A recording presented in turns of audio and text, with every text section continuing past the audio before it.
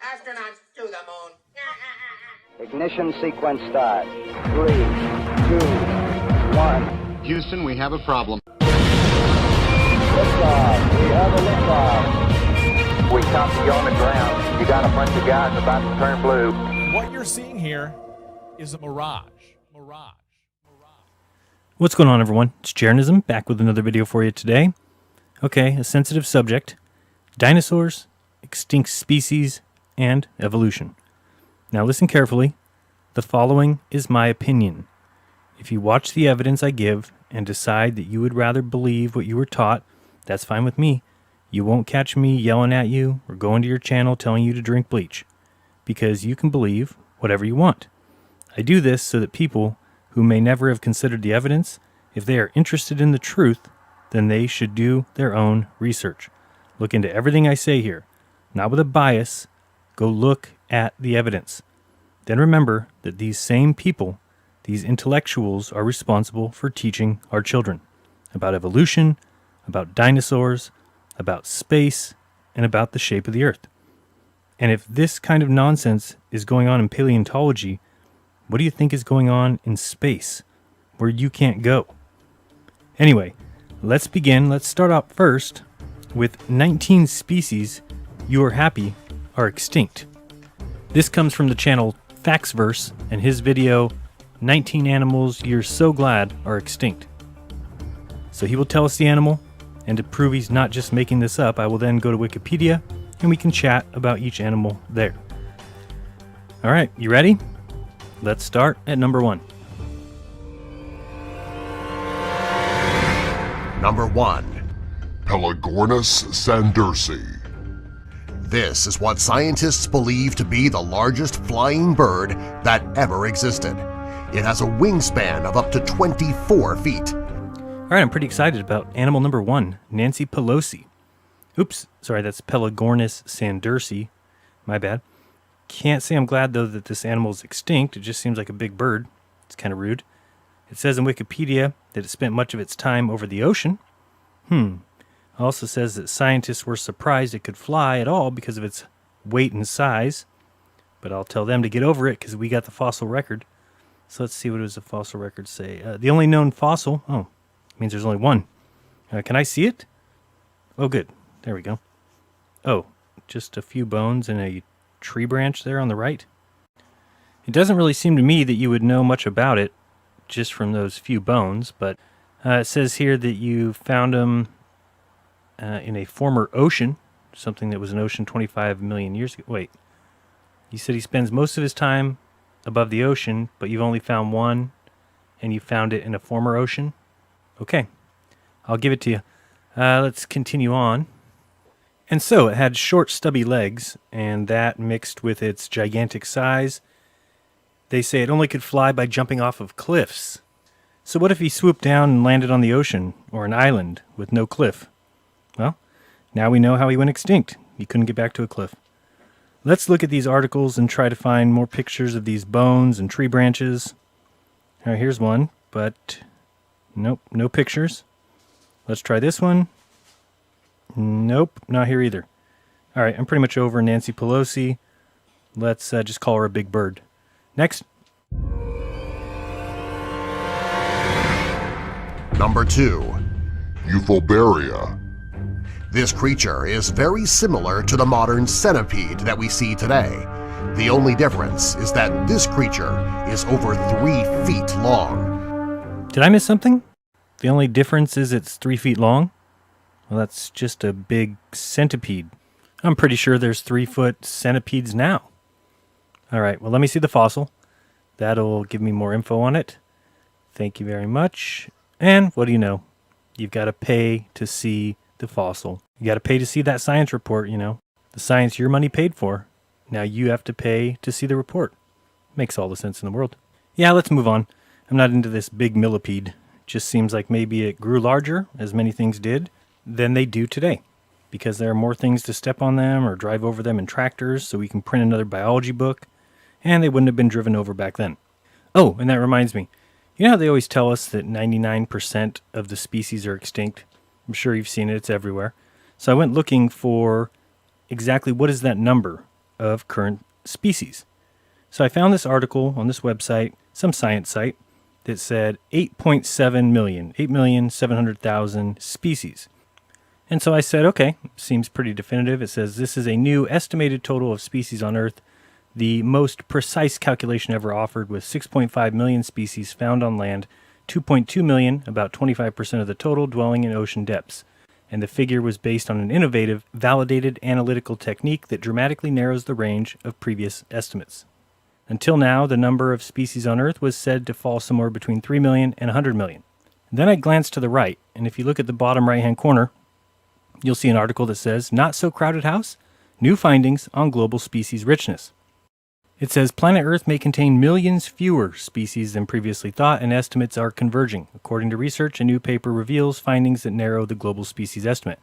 So I kind of was then stuck like, well, okay, so 8.7 million, but a few million less. All right, I could see that.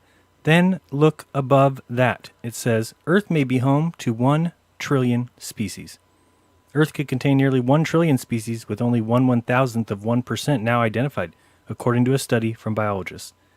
So the great thing about science is it's true, whether or not you believe in it. All right, let's move on to the most ridiculous made-up species number 3. I mean, species that you're happy are extinct. Whatever. Number 3.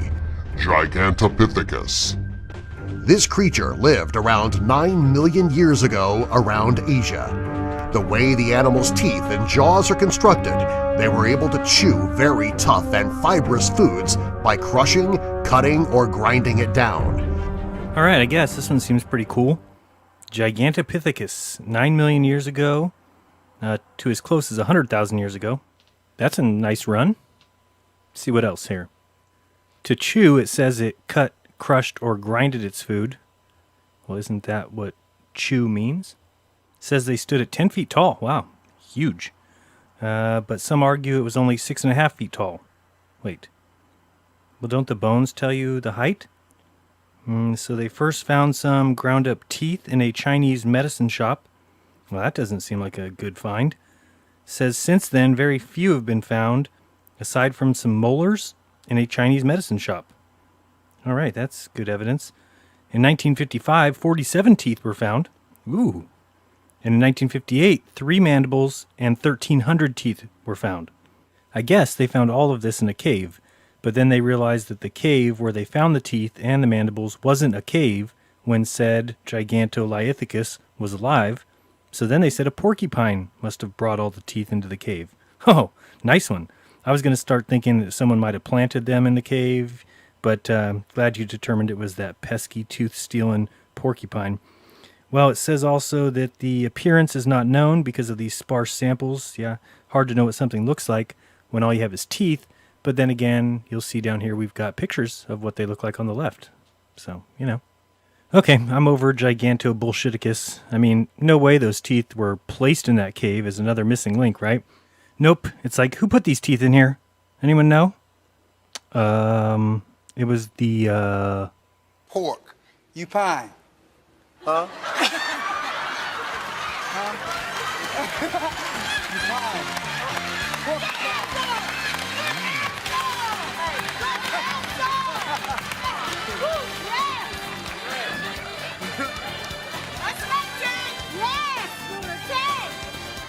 Pork. You pine.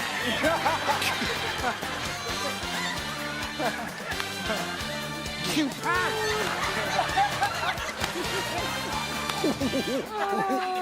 What? What is cupine? This is the greatest answer I've ever heard.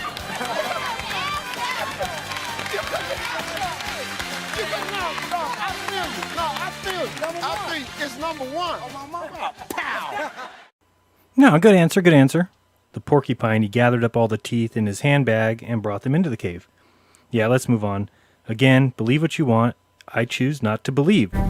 It's not something to say, I choose not to believe. You don't have that option. It is true whether or not you believe in it. And the sooner you understand that. Okay, Neil. Relax, dude. I'm sorry. I apologize. Bless me, Tyson, for I have sinned. Can I just say 10 Hail Newtons and be on my way? Hail Newton, full of space, the gravity force is with you. Blessed are thee among heathens, and blessed is the fruit that fell and freed us. Holy vary, others are flawed. Science is for winners, now and at every light hour till death, and still then.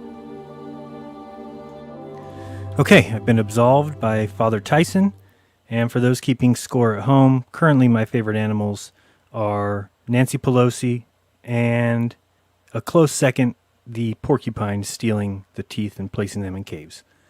Number 4. Number 4.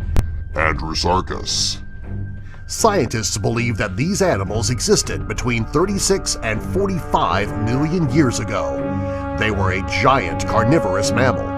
Based on a skull and several of the animal's bones that were found, scientists believe that this animal weighed up to 4,000 pounds. I don't know. Andrewsarchus, huh? Only one skull was found, and from that skull, you decided he was the largest mammalian carnivore ever? Really convincing. It seems to me people have lost the ability to judge what is true and what is not. What is reliable, what is not reliable. What should you believe, what should you not believe? Me too, Neil. I'm not feeling Andrew hoaxes, so let's move on. Number 5. Pulmonoscorpius. This is one of the most frightening creatures that ever existed, and scientists believe that it could grow up to 30 inches long. Fortunately, this creature wasn't very dangerous to humans. Scientists believe that it fed mainly on tetrapods and arthropods. Yeah, so Pulmonoscorpius. Fortunately, this animal wasn't dangerous to humans, you said? Let me guess why, because you say it existed 350 million years ago? Folks, if you have not looked into where these, air quotes, scientists get their ages from and these dates, please look into it. We'll talk about it a little bit later on, but I'm calling Bullshitoscorpius, so next. Number 6. Megalania. Megalania is a giant lizard that lived around 30,000 years ago, as they likely grew to be as long as 25 feet. If this is correct, the Megalania would be the largest terrestrial lizard to have ever existed. Well, now, this is just a Komodo dragon, or monitor lizard. I'm not sure people know, but many animals can keep growing all their life if they can find the food. And in the past, they had less to worry about. So, kangaroos, lizards, fish, wallabies, snakes, all can grow as large as their environment allows. So, to me, this is just a Komodo dragon who got bigger, not a Megalania. But call it whatever you want. It's a big lizard. This next animal is a joke. So when Neil says, But I don't remember any time where people were standing in denial of what science was. well, Neil, besides evolution, which we'll get to in a little bit, and the moon landings, let me give you another reason why people might deny science. Could it be number 7? Number 7. Helicoprion. This prehistorical creature lived between 250 and 310 million years ago. This creature resembles the shark, but it has a terrifying mouth. Its teeth were arranged in spiral clusters called tooth whorls. The very appearance of the shark alone is enough to make you drop from a heart attack. All right, Helicopricon, or what should be called How Dumber We Con. Now, you're free to believe whatever you want, but let's look at what we have here. Now, almost all the specimens of the Helicopricon are the teeth. You heard me. No skull, no spine, no other structural elements, just what they call these teeth whorls. These fossilized spirals are the teeth of an ancient shark. So, hey, you can believe whatever you want. For me, I'm hella not falling for the con, but you can believe in Helicopricon if you want. This is science. It's not something to toy with. Hey, don't talk to me about it. Neil, you talk to those paleontologists. I'm not the one making up animals out of teeth fossils. Don't talk to me about it. Let's move on from hella paleocon.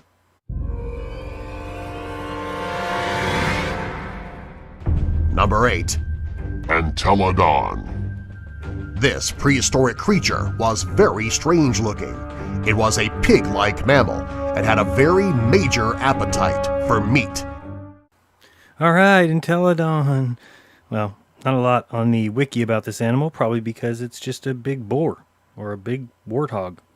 Not impressed. Not happy he's extinct. And not impressed with you making up animals because you found some toes and a kneecap. Next. Number 9. Animalocaris. This sea creature was native to the Cambrian Seas. Its name means abnormal shrimp, and it was closely related to ancestral arthropods. They were easily able to spot their prey because they had 30,000 lenses in each eye. They had the most advanced eyesight of any species or creature to ever exist. Now, come on. I mean, Kamala Harris has the NSA, so those can't really be called lenses. They're just spying on Americans. Oh, Animalocaris? My bad. It looks like a big shrimp with good eyesight. Again, I'm unimpressed. Did it exist? Why not? But here's a picture of the fossil.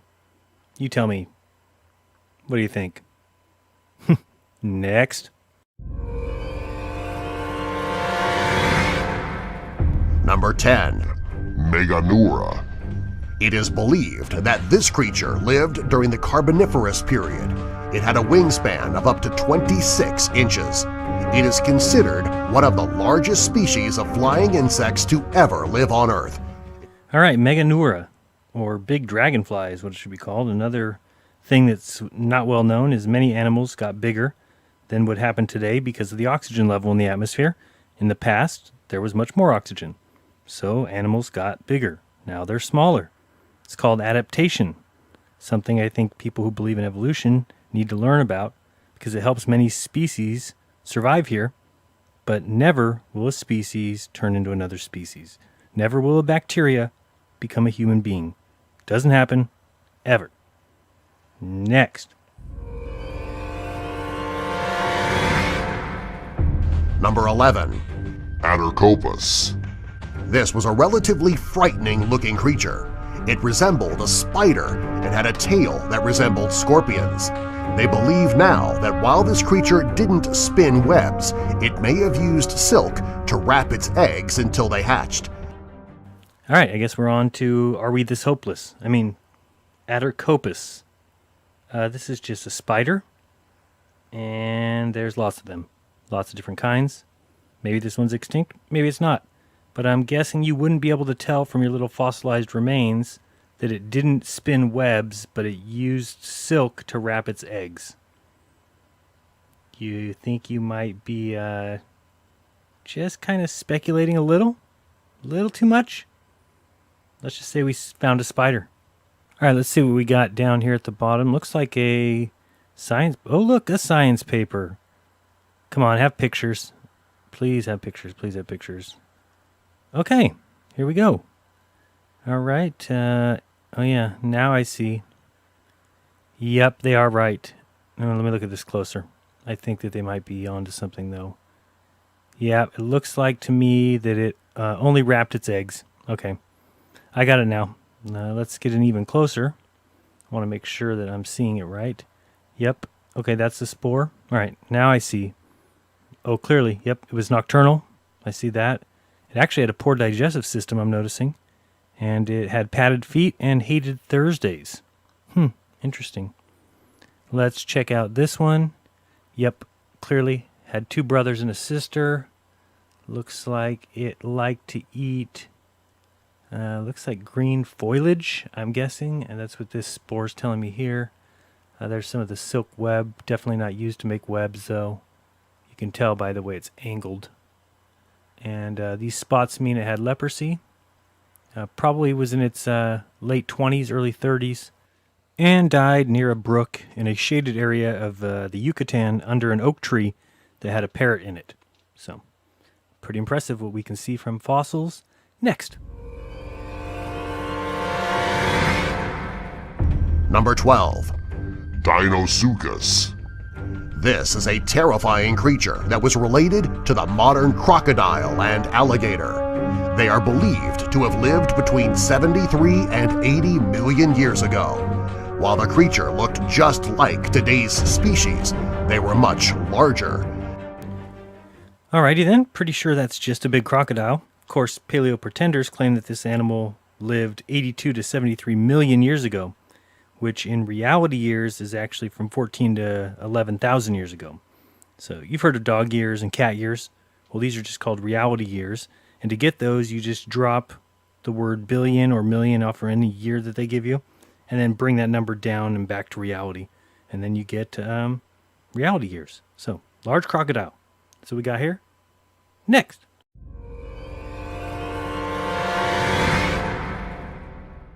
Number 13. Dunkleosteus. This creature lived during the late Devonian period, between 360 and 380 million years ago. It was a hypercarnivorous fish. Come on, now you're just getting ridiculous. You tell us in one sentence that you haven't searched 95% of the ocean, now you're telling us this animal is extinct. These fish are out there, not extinct. This is a terrible one. Just a big, ugly fish. I've seen tons of them. There's more. Lots more. It's not extinct. Next. But wait, was there some sort of contest, like who could come up with the stupidest name for each animal? That's my guess. There must be some sort of contest going on. Otherwise, I don't know where you come up with Dunkleosteus. Whoever won for that one, nice job. Dumb name.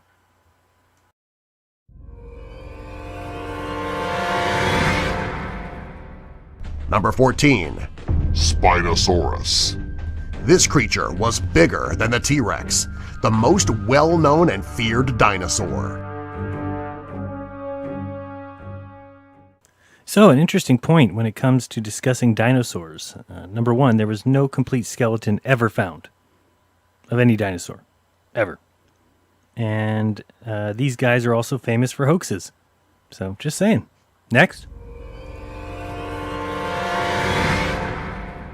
Number 15. Smilodon. This creature lived in North and South America around 2.5 million years ago. It had very well-developed forelimbs and could weigh as much as 900 pounds. It is the last thing you would want to happen upon if you were walking through a field. All right, now it's getting kind of ridiculous. A Smilodon is a saber-toothed tiger, and they lived around 8,000 or 10,000 or 12,000 years ago. Again, reality years, drop the millions, bring it back down to reality, and then tell people they believe in nonsense.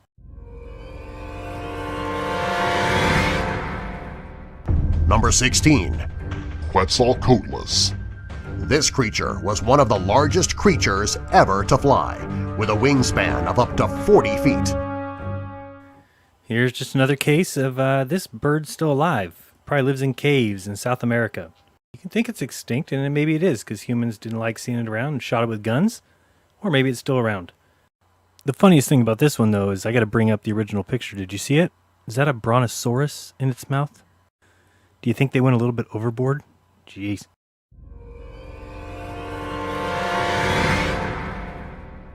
Number 17. Hallucigenia.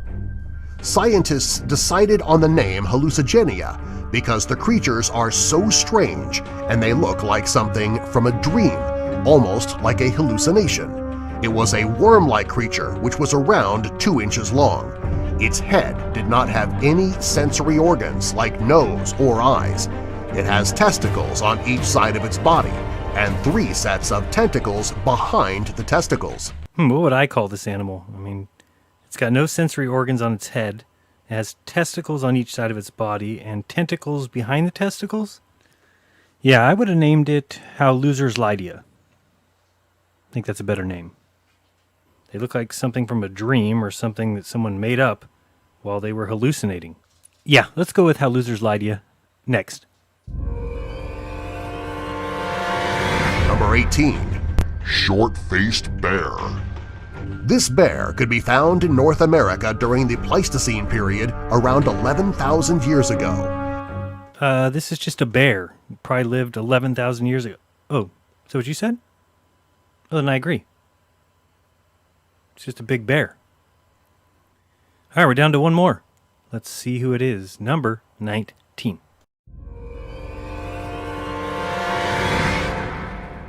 Number 19. Titanoboa. This horrifying creature lived between 58 and 60 million years ago. It lived in South America, and if it still lived today, South America would not be a heavily populated area. Or maybe, just maybe, people killed them all and then took over South America. Which do you think? So that's it. That's your list of 19 extinct species you're glad are extinct, even though I'm not really sure any of them are extinct or any of them even existed. They might exist now. You know, I was just thinking, and I don't know about you, but 19 seemed like kind of a letdown. Maybe I should add one, just so we have 20. Yeah, let's do it. I'm going to add one more. Next. Number 20. Capybara. This animal was truly ferocious. Scientists say it could weigh up to 200 pounds, and that it was the largest rodent ever to walk the face of the earth. It was said to have licked dogs to death, and while it enjoyed its companionship, it also enjoyed swimming in swimming pools. On cold days, the capybara enjoyed hot showers, and also was very good at diving from the sides of lakes and pools. The capybara lived, well, right now. Yeah, in case you didn't know, capybaras are real. They live right now. A lot of them. Not even endangered. So why bring them up? What's the point? Well, I find it interesting that so many large animals exist. Here you can see what many people called a hoax. Tons of people called this a hoax, and I did some research back in the past, and it's real. Believe it or not, that is a real crocodile. You can even call the golf course that they are always on, and they'll take a picture for you. So check it out. But the fact that there's these big animals tells me that these animals they're finding that they say are millions and billions of years old are simply recent, and they got large. It's that easy. So something I wanted to do, because you have to look at both sides of every story, is I wanted to look at this so-called mountain of evidence that is the fossil record. So join me and let's take a look at what I found. All right, so let's take a look at some of these fossils. I found a website, the Virtual Fossil Museum, which seemed to have lots of fossils for us to take a look at, so let's start there. We see here a cast of the Dunkiostuus, a cast meaning a model. They say they 3D scan a real bone, but honestly, how would we know? And so a fossil is simply any remains or impression of a once living thing from a past age, but that's basically all it is. It doesn't even mean that the animal could even procreate. So here we are at the homepage. There's a Darwin quote at the top. There is grandeur in this view of life, with its several powers, having been originally breathed into a few forms or into one, and that whilst this planet has gone cycling on according to the fixed law of gravity. From so simple a beginning, endless forms, most beautiful and most wonderful, have been and are being evolved. Thank you, Charles Darwin. So yeah, this site has some fossils we can take a look at, so let's jump on in. Okay, let's see what we can find. Here is a bat fossil, and then here is a bird fossil.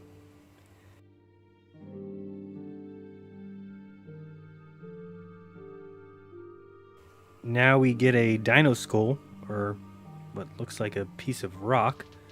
At least that's what they tell us. It's a dino skull. Looks like it could be rock to me. I don't know. Let's look at some of these fish. And all I know is if you see one of these for sale at Alibaba, I wouldn't buy it. These just look, I don't know. They look like, does that one have a child? Yeah, this one's got a child inside of it. Okay. Or it ate a fish. I don't know. See it right there? It says with 2 fish inside. All right. Yeah, I just can't believe most of this. Again, believe what you want, but especially when we're talking about the erroneous dates, and we're going to get to that with evolution here shortly, and dinosaurs. Yeah, some of these may be believable, but I don't understand. I guess I've got to talk to somebody. What do they cut slices out of rocks? That's, yeah, that one, I don't know about that one. Yeah, that one, there's your candy apple. Maybe it's caramel apple, I'm not really sure.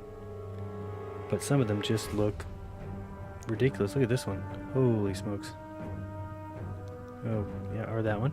I think some of them are even worse than that. Let me see what we got here. These are sponges. Oh boy. That's definitely a fossil. No question about it. Yep, and this one too. Yeah, well, again, it comes down to trusting men and whether or not they have some sort of agenda. This is a fossil? Got me. Okay. And how do they cut these out? How do you know they're in there? Unless they're cutting slices. Oh boy. Isn't that from SpongeBob? I don't know. Again, if there's no reason for you to doubt what's being said, if everyone's always been honest with you, as I've said before, then you have no reason to really call into question a lot of what they say. But when you find something that is a deception or is not being handled correctly, then you have to call into question everything they do, like this. That died sitting like that, I guess. And one thing that people don't even realize is that crocodiles lose their teeth like 50 times or something, or more than that, in their lifetime. And it seems like every dinosaur that we find is based off of teeth. I mean, this is not a skeleton. Come on. They're all casts, whether they found an ankle bone or a kneecap or shin bone or what. Now, I'm not one of the people who says that dinosaurs didn't exist. Unless by dinosaurs you mean only the animals that lived millions of years ago. Those particular dinosaurs did not exist. Large animals, large reptiles, large birds, even large mammals existed, and they all existed recently, very recently. As humans grew in numbers, it became easy for them to eliminate species, and so the ones that they felt threats from, or the ones that they had tusks or something else that humans wanted, were slowly eradicated. So some of them may still exist. Pterodactyls or Dunkiosaurus may still be in caves or out in the ocean. But let me get into now exactly why I believe what I believe. The reason is because I look at evidence. And when people say that we should trust science and scientists and paleontologists, I'd like to agree. But when you learn that science is systematically lying, systematically destroying truth because it doesn't match their personal worldview, I get pissed. Science should be a search for truth no matter where it takes us. No matter where. I've pointed out before my issue with cosmology, and physicist George Ellis admitting that there are other models that match the observations, and a lot of cosmology, quote-unquote, tries to hide that. I've talked before about Edwin Hubble going against the observations to, quote, stay away from the horror of a unique position, end quote. And now let's talk about the systematic suppressing of scientific evidence that, 1, proves dinosaurs were recent. 2, that the evolution timeline is way off. And 3, that science doesn't want facts. They want facts that line up with their story. It's the story that they need to tell. What we're dealing with is no longer science, ladies and gentlemen. It's not science at all. When you have presupposed foundations that do not stand up to testing, and you continue to proclaim them as true or facts, when only those who agree with the foundations are allowed in the discussion, and when only the elect, only those you allow in, make the decisions and decide the doctrine, you are absolutely nothing more than a religion. And when you have snuck your way into school books and bullied your way into the pocketbook of the world, you're a problem. A big problem. You see, the story of dinosaurs matches the story of evolution. And here's what you need to face as a fact. If science realized that evolution was wrong, or if they realized that dinosaurs were recent, or that we didn't go to the moon, or that the earth was actually flat, you can bet your bottom dollar they'd hide it. Let's get into it. Richard Feynman was a great scientist, and he said some things better, I think, than anyone else. Maybe he better explains my personal view better than anyone, but let's listen to him here talk about knowing and not knowing. But also another thing has to do with the question of how do you find out if something's true? And if you have all these theories of the different religions, have all different theories about the thing, then you begin to wonder. Once you start doubting, which I think to me is a very fundamental part of my soul, is to doubt and to ask. And when you doubt and ask, it gets a little harder to believe. I can live with doubt and uncertainty and not knowing. I think it's much more interesting to live not knowing than to have answers which might be wrong. I have approximate answers and possible beliefs and different degrees of certainty about different things, but I'm not absolutely sure of anything, and there are many things I don't know anything about. But I don't have to know an answer. I don't feel frightened by not knowing things. I mean, whoever has said that any better? I'm not scared of not knowing. I'm scared of knowing things to be true that aren't true. I can live with doubt and uncertainty and not knowing. It's much more interesting to live not knowing than to have answers that might be wrong. And sure, he believed in the mainstream scientific beliefs and believed in galaxies, but he understood science and he understood the true nature of science in that it cannot prove anything right. It cannot prove anything to be true. But it can never be proved right because tomorrow's experiment may succeed in proving what you thought was right wrong. So we never are right, we can only be sure we're wrong. And many or all scientists respect Richard Feynman. Lawrence Krauss, for instance, quotes him all the time. And science has an ethos, which I think is very important, and Richard Feynman described it well. He said, the only way to have real success in science is to describe the evidence very carefully without regard to the way you feel it should be. If you have a theory, you must try and explain what's good about it and what's bad about it equally. In science, you learn a sort of standard integrity and honesty, whether you want to or not. Okay, so Lawrence says that Feynman stated that if you have a theory, you need to explain what's good about it and what's bad about it. Has anyone ever heard any evolution believer tell you the issues with evolution? Of course not. To them, it's perfect. If it disagrees with experiment, it's wrong. In that simple statement is the key to science. It doesn't make a difference how beautiful your guess is. It doesn't make a difference how smart you are who made the guess or what his name is. If it disagrees with experiment, it's wrong. That's all there is to it. So the key to science is if it disagrees with experiment, it's wrong. Full disclosure. As Feynman said, you're not allowed to pick and choose. If there's data that disagrees with your theory, you have to include it. If there's data that disagrees with your theory, you have to include it. And all things are open to debate and question. It's a key aspect of science, right, Lawrence? All things are subject to question, and that's a key aspect of science. Okay, good. Because I was going to say, I thought I've heard you before in the past say... First, I want to, however, make a disclaimer, or not a disclaimer, I want to make a statement of fact. That evolution is a fact. There's no discussion, there's no debate, there's no nothing. It's one of the most successful and impressive scientific theories of all time. Wait a second. What happened to following evidence? If it doesn't meet the test or experiment, then it's wrong. It needs to be questioned. Are you going to inform people what's wrong with evolution and what paleontologists are finding and what it means? And it's the same with evolution. We can make predictions based on what we have observed from either fossils or the genetic relationship between mammals, and we can make predictions of a whole bunch of things which we can go out and test, and then for over 100 years, evolution has satisfied all of those tests. Whoa. That's a lie. It is not standing up to tests. You can't just tell people it does. You can't tell them that for the last 100 years it has satisfied all those tests. It just doesn't matter whether you believe it or not the Big Bang really happened. It doesn't matter whether you believe it or not, evolution is a fact.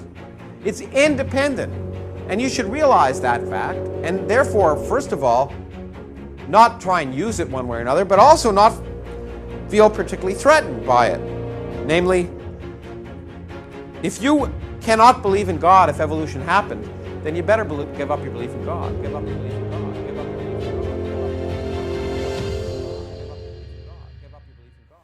We will get back to Lawrence in a few minutes, but now it's time to make sure everyone knows what's happening behind closed doors in science.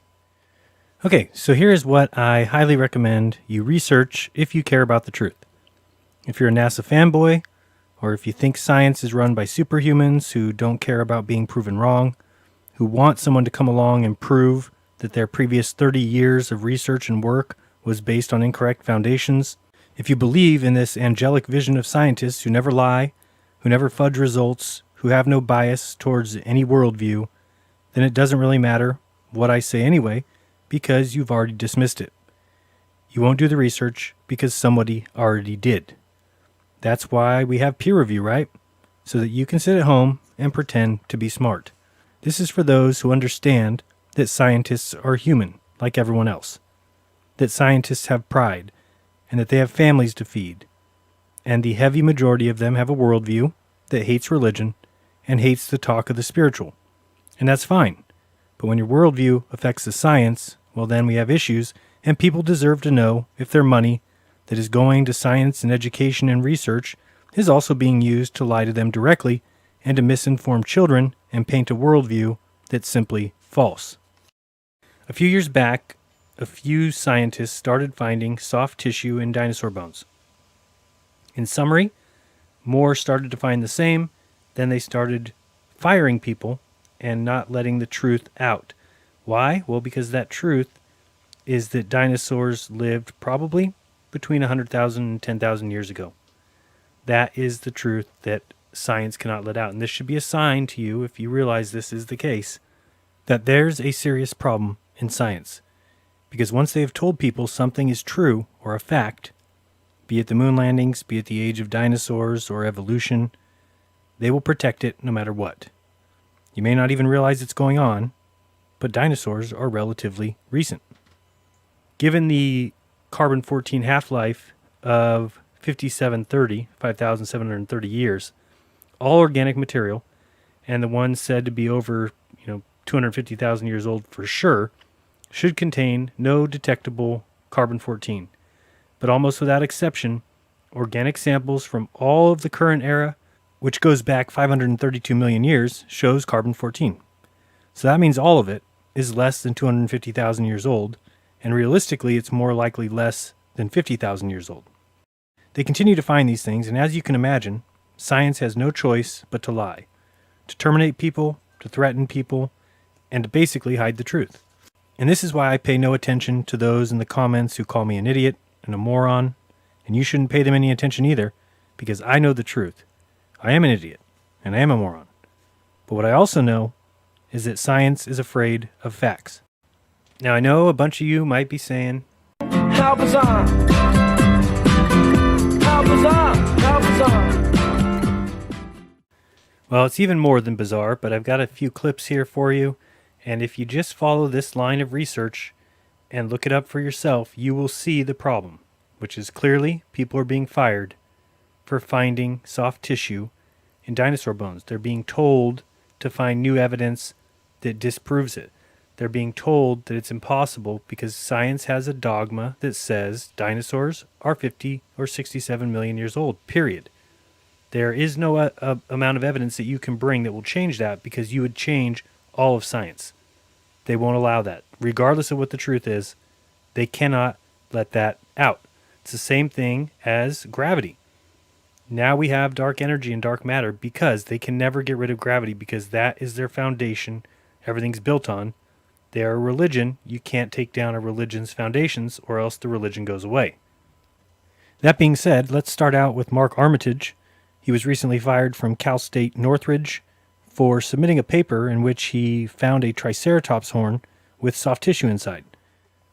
And what that means is that it would have dated probably to less than 50,000 years. So he was terminated by the college that he worked for his religious views, and just recently he settled out of court with them for his termination for a 6-digit sum. Now let's listen to him years ago. This is right after Mary Schweitzer found soft tissue inside of their T-Rex bone, make a prediction about the rest of bones that are out there. Now remember, nobody was looking for soft tissue in dinosaur bones because soft tissue lasts at most 50,000 years. Since dinosaur bones are all 67 million years or older, there is no reason for anyone to test for soft tissue. So he makes a prediction about what will happen if people go back and start looking into these dinosaur bones. My prediction is this. The fossil record is full of soft tissue. This is the norm rather than the exception. That's my prediction. And so I invite whomever to prove me wrong. Go out and dig up the fossils. Do the decalcification. Do the microscopy. Because I want you to prove me wrong. If I'm wrong, I want to know it. But that's my prediction. This is the norm in the fossil record, not the exception. And we've started to see that he is in fact correct. More and more, this is being found in the paleontology field.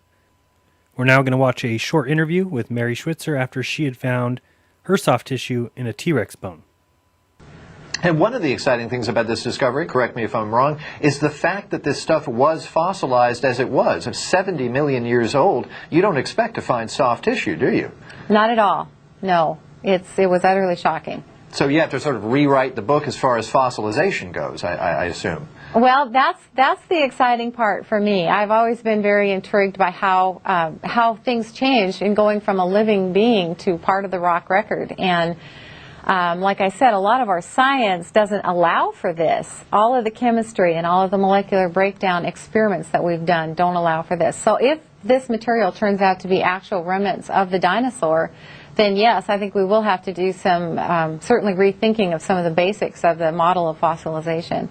You know, Mary, when I was reading about this story, I was amazed that in some of the capillaries, when you went to pull them, they snapped right back. Are you amazed at the quality of these remains? Absolutely. 70 million years old, huh? It's just doesn't seem possible. But yes, you can actually take the vessels, and they do have internal components, and so you can take a probe and kind of squeeze those things out into solution, and the vessels are fine. It's just, I can't explain it, to be honest. Very cool. Well, Professor Mary Schweitzer, congratulations, and thank you very much for stopping by. Thank you so much. So you'll notice there that she said none of the current science allows for this. And she was right. And she can't explain it, of course, because soft tissue cannot last 70 million years. It can't even last 1 million years. In fact, with the amount of carbon inside these bones, they are likely less than 30,000 years old. We'll now listen to Bob Enyart talk about a speech that was given in 2012 at the Western Pacific Geophysics meeting in Singapore, in which a paper was submitted and a talk was given about 10 dinosaur samples from around the world that were all C14 dated at the University of Arizona using both the AMS and beta decay methods, and all of them dated between 22,000 and 40,000 years old. Well, immediately after the speech, they were handed a paper that basically told them that there was an obvious error in their data, and so their paper was removed even from the website as if it never happened. In the description, I'll list a before and after link.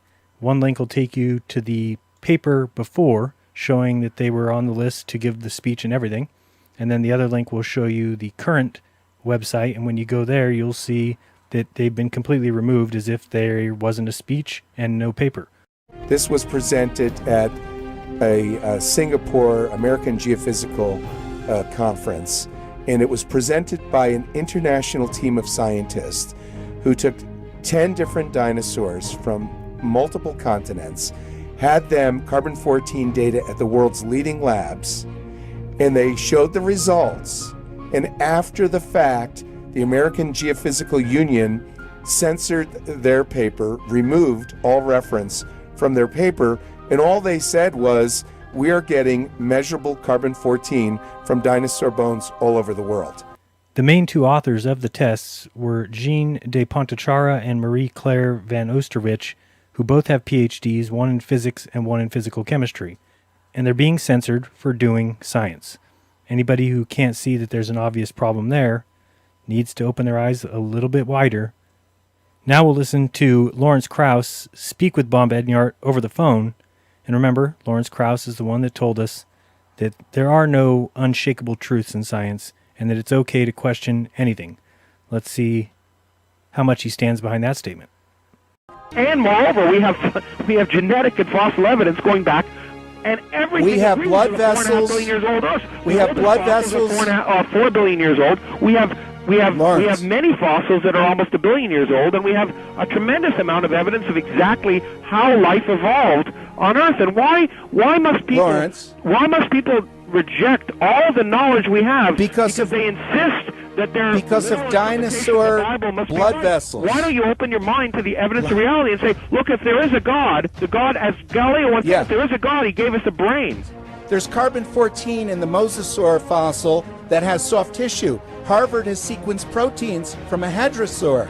Carbon-14 can't last 1 million years, yet it is everywhere. Could it be contaminated? When there's a whole basis of knowledge, which tens of thousands of scientists have worked their whole life on, then people like you come along and say, I want to deny all that knowledge because I've decided in advance of reading anything, based on some book that was written God knows how long ago. That's closed-mindedness. That's not open-mindedness. The anomalies are everywhere worldwide. There's carbon-14, diamonds. And you might recall this conversation that we're going to listen to next with Bob Enyart talking with Jack Horner after Mary Schweitzer had found the soft tissue inside the T-Rex bone, and Bob Enyart offers $20,000 by the end to simply have that T-Rex bone, carbon-14, tested. So let's see if they had a problem with that. Let me tell you where I'm coming from here. Sure. All right. Obviously, your group is a group of creationists. Yes. And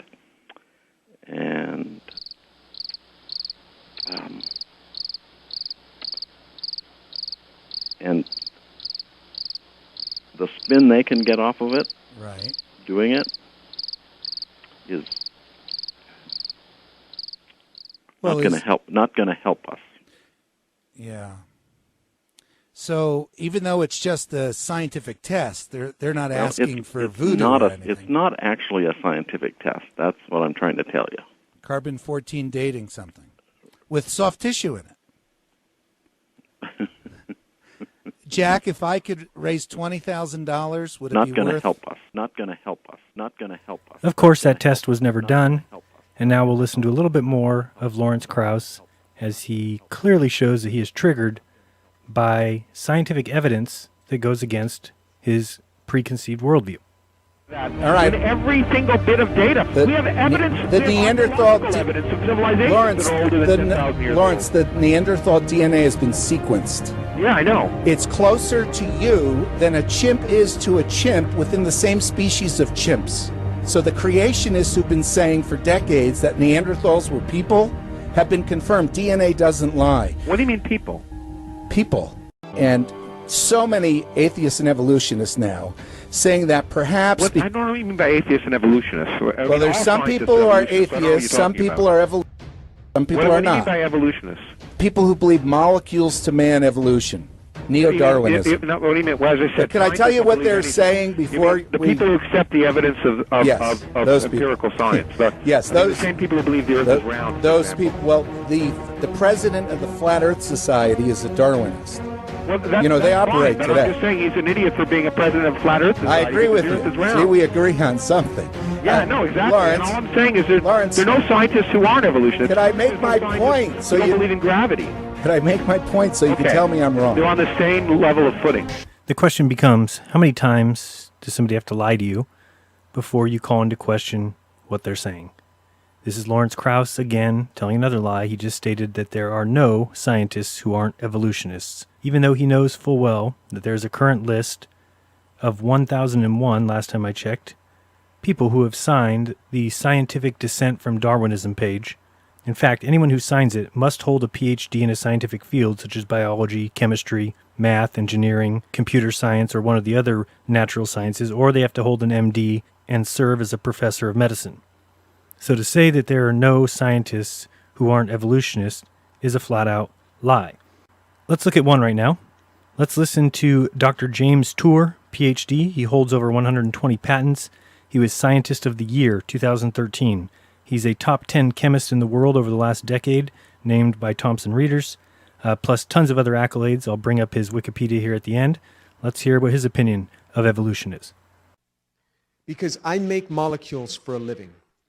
And I don't just buy a kit and mix this and get that. I mean, ab initio, I make molecules. I understand how hard it is to make molecules. I understand that if I take nature's toolkit, it can be much easier because all the tools are already there, and I just mix it in the proportions that, and I do it under these conditions.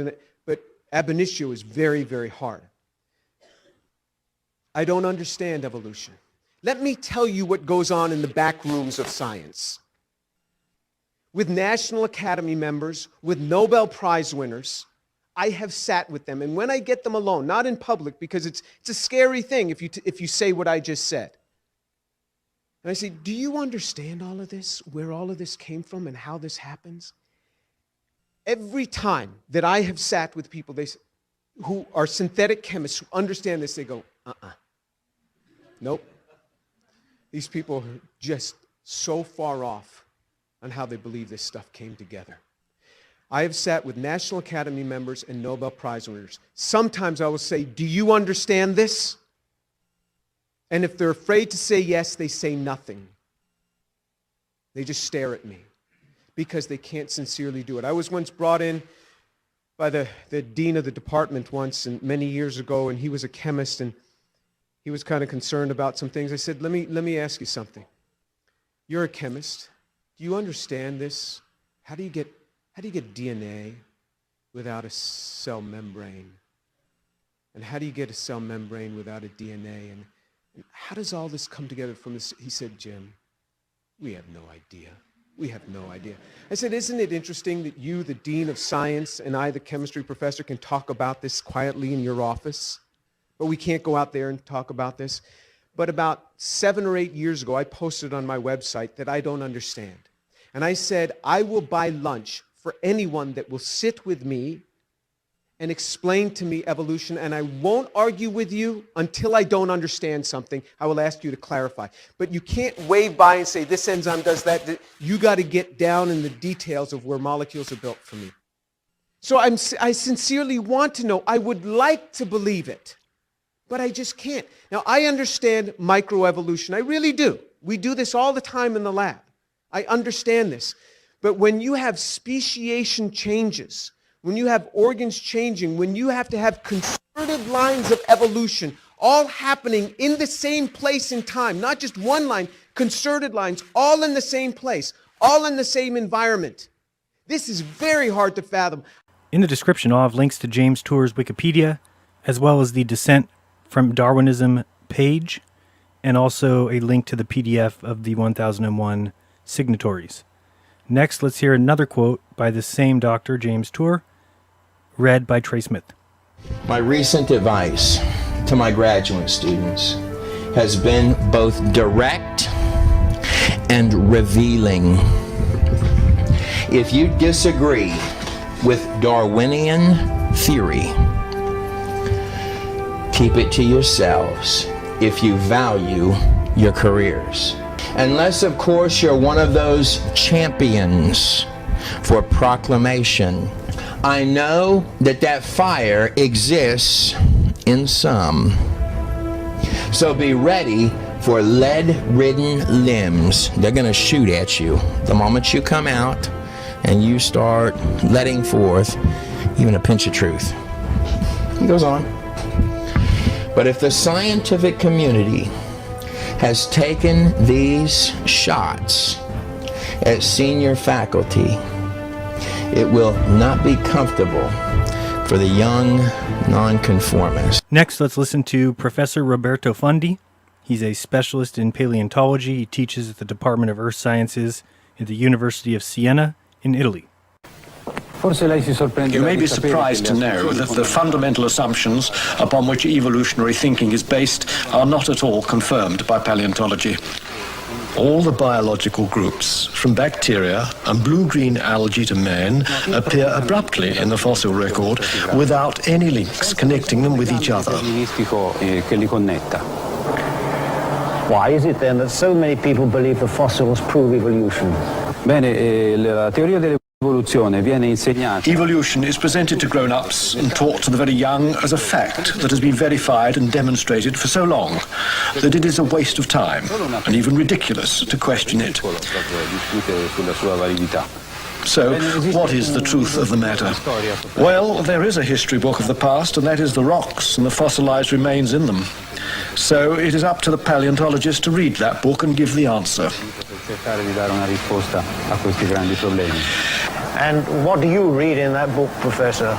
The fact is that after nearly 2 centuries of intense research, the paleontological evidence for evolutionary theory is not only rare, but highly questionable. The point is that if evolution had really happened, the evidence would be in great abundance and incontestable.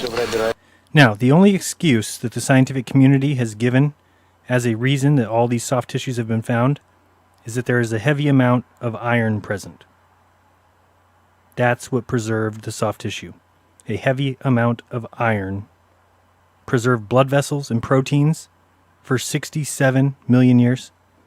Here's Mark Armitage on the idea that it was iron that did it. Well, the iron doesn't preserve the tissues, and this is akin to a 10th grade science experiment. As I mentioned, she basically soaked ostrich blood vessels in highly purified blood on a laboratory bench in an air-conditioned laboratory for 2 years. And she extrapolated out from that point and said, well, it's obvious this is what preserved these dinosaur tissues for millions of years, 68 million years. Well, let me say one thing to begin with. These are not fossils. These are dinosaur bones that have not fossilized because we have dissolved them in a weak acid. This, of course, is a mock-up, a casting of the condyle that we found, but this is real Triceratops frill, and we've dissolved this away in a weak acid, exposing the soft tissues within it. So these are not fossilized artifacts. These are the real bones that were buried in the ground. So again, I say only that what you do from here is on you. If you want to pretend you didn't hear any of it, run away with your ears plugged, or if you want to follow the evidence, it's all on you. I'm looking for the truth, and I'd rather not know when dinosaurs were here, and not know how the sun works, and not know where I live, than to believe that dinosaurs went extinct 67 million years ago, and the sun is an internal convective sphere of hot plasma, and the Earth has been here 4.54 billion years, and spinning and flying around the sun, and believing those, and they be lies. Lie to me once, shame on you. Twice, 3 times, 4 times, 5 times, 6, 7, 12, 15. I was the idiot that let it happen over and over again. Not anymore. Before I go, let's listen really quick to Richard Dawkins. If I'm going to trash his evolution theory and call it nonsense, I want to give him a chance to explain it. A girl just asked him to explain molecules to monkey because she can understand monkey to man, but she doesn't understand how molecules can become a man or how molecules can become a monkey. So here he is explaining evolution. Oh, sorry, I forgot we're talking about Dawkins. My bad. Evolution. The question says it's easy to imagine how apes could evolve into humans, but it's harder to imagine how bacteria could evolve into apes. Well, one very important difference is that the time it took for apes to change into humans is a matter of perhaps 5 million years, whereas the time it took for bacteria to evolve into apes was a matter of thousands of millions of years. So it is a huge difference. And what the human imagination is capable of visualizing gets more and more difficult the longer the time span is that you have to cope with. So the intermediates that you might expect to see would be, well, starting with bacteria, an early intermediate would be some kind of protozoan. That's to say, a single-celled animal, much more complicated than a bacterium, because it's a eukaryotic cell, which means that it's actually a kind of society of bacteria. The eukaryotic cell, which is all our cells, and protozoan cells, things like amoebas, are complex societies of bacteria. Bacteria actually came together in an agglomeration, working together to form this much larger, much more complex cell. The next stage in the intermediates would be a coming together of those cells, those eukaryotic cells, to form multicellular bodies, something like a sponge. The next stage would be perhaps something like a sea anemone, which has an inside and an outside and has a feeding mechanism. The next stage would be something like a worm, which has a front and a back and a left side and a right side, and which propels itself along the sea bottom. The next stage might be something like a fish, which, well, we know what a fish looks like. Then Much later still, some fish started emerging from the water, and we have extremely good fossil evidence of this stage in evolution, when fish emerged from the water and became amphibians. At a later stage still, these amphibians no longer needed to go back to water to reproduce and became reptiles. At a later stage still, they became mammal-like reptiles. Instead of going along with their feet splayed out sideways like a lizard, they rose with their limbs more vertical. And they may have grown hair at this stage, we don't know whether they grew hair at this stage, and walked on all fours, and there was a magnificent flowering of mammal-like reptiles, actually before the dinosaurs.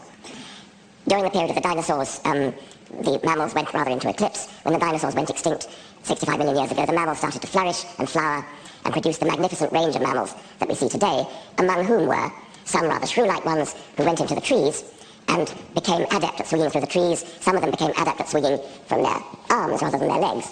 It's called brachiation.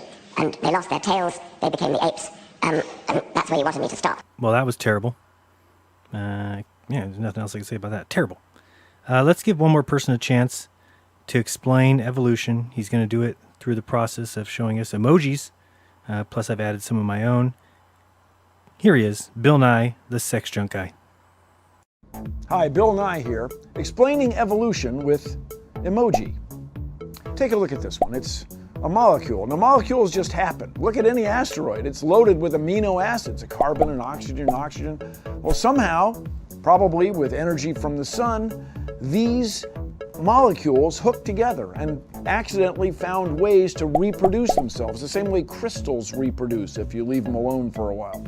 Anyway, these self-replicating molecules could not make perfect copies of themselves, and the imperfections that helped them make more copies stayed there, kept getting reproduced and reproduced and reproduced.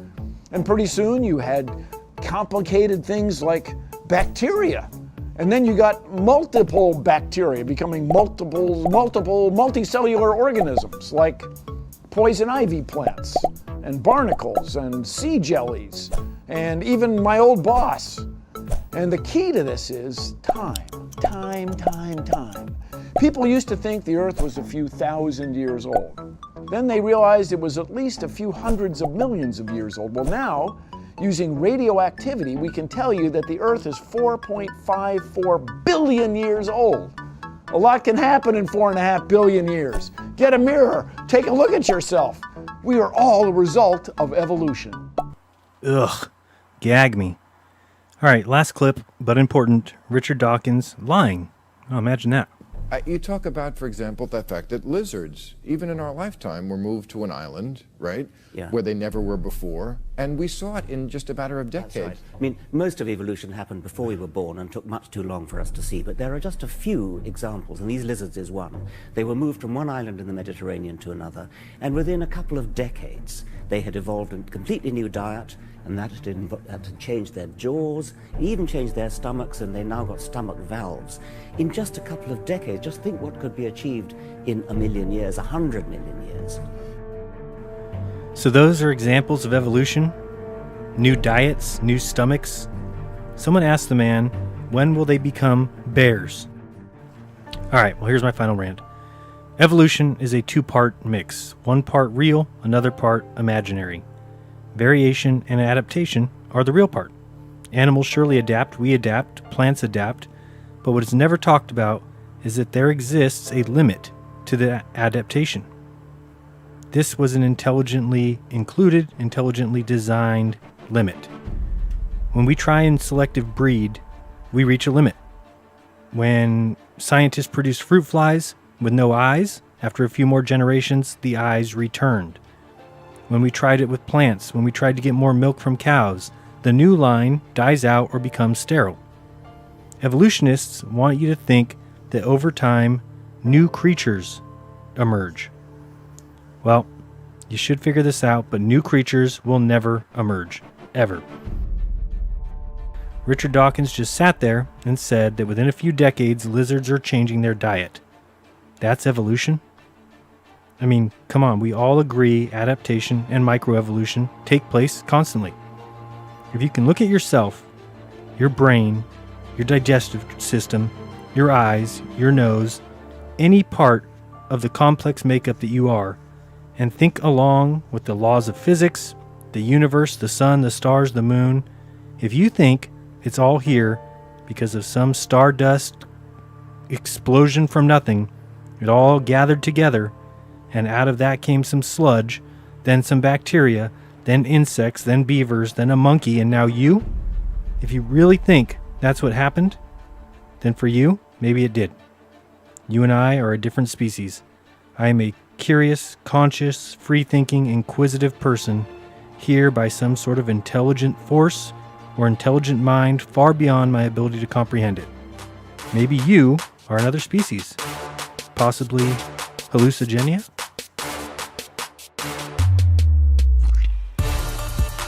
Be kind, don't lie, and open your mind and find your own truth. This has been Jeranism. Till next time. Peace.